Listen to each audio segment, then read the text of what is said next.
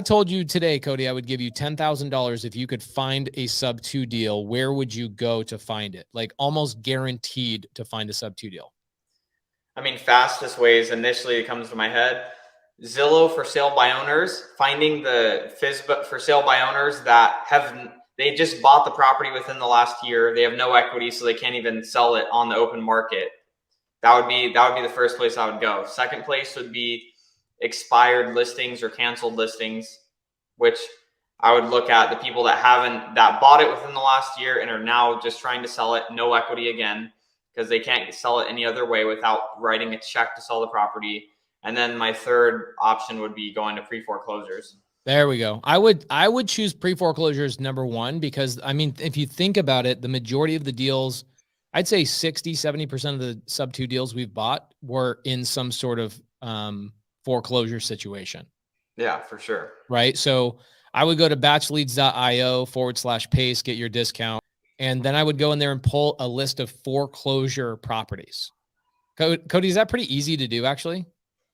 Yeah. I mean, you can watch a 1-minute demo and learn how to do it. It's very easy. I have a YouTube video on my channel showing exactly how to use the entire Batch Leads platform. Okay, then put the link in the side chat here. All right. So people can use it. Okay. And what does that mean? Pulling foreclosures means getting a list of all the sellers, all the homeowners in a specific geographical area that are in foreclosure. Means they're behind on their payments.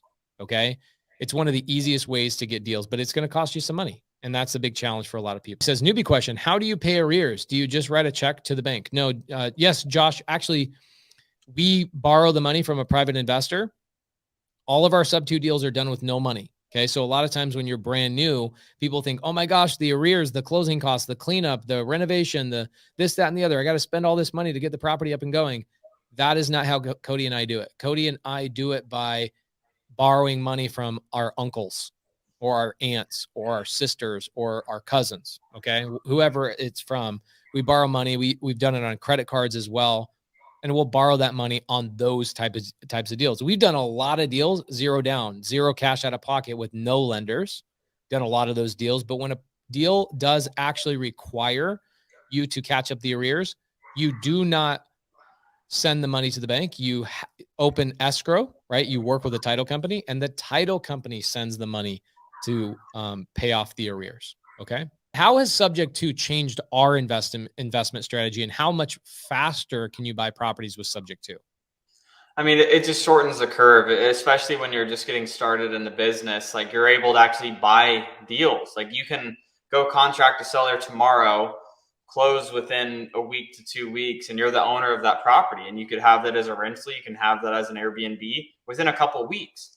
If you go the traditional route of having to go get a loan with the bank, with, doing the BRRRR method, which we do the BRRRR method, and it's a good method, but it's not the greatest method for when you're trying to get traction. Like the Subject 2 method, it allows you to get into deals faster. And I just look back even just 2 years ago at a handful of properties that were bought Subject 2, and it's like literally over $1 million in equity just between a few different properties that were bought sub 2.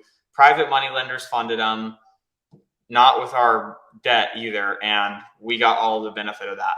I mean, Cody, Benny Romo says, is sub 2 good for beginners in real estate?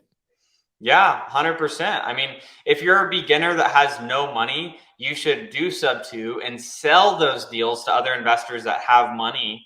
If you're just broke as broke can be, you should go get those deals and sell them to other experienced investors. So you're telling me that you can assign or wholesale a Subject 2 deal. You don't have to physically buy it.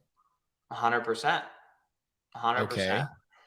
Okay, guys. So pay attention to this. Cody just told you creative finance is the lowest barrier of entry into real estate. And here's why. Wholesale is incredibly oversaturated. I'm not coming from a place of scarcity. It just, when you cold call sellers and you're calling on foreclosures and all that kind of stuff, if you don't have a different thing to say to a seller other than, would you like a cash offer? You are literally like every other investor that's calling them 30, 40, 50 times a day. They turn off their phones because of how many phone calls they're getting. You need to have a different angle of attack. You can't just be the guy that's sitting there saying, I can pay cash for your house in 10 days or less. Okay.